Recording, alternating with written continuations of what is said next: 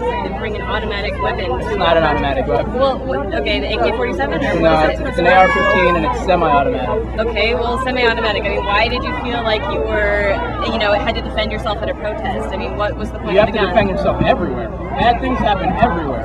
Okay, don't you think that the more guns people have, the more incidents of gun violence there's going to be? No, I mean, don't you think it's not at all.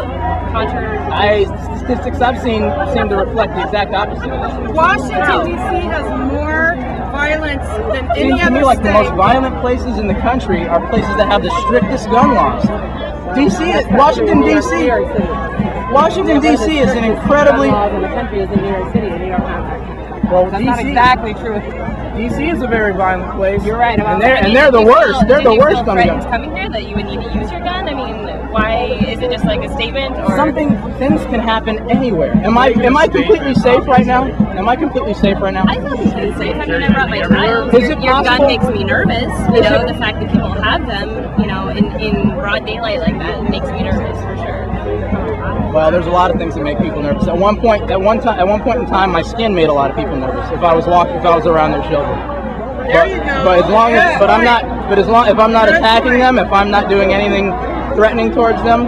So would you use it today if you had to? If someone was attacking you or me or anybody that I care about, any of my fellow citizens, I'd absolutely use it. I think they could handle the job. I think the police could handle it. But how can you have free people freely protecting themselves with weapons?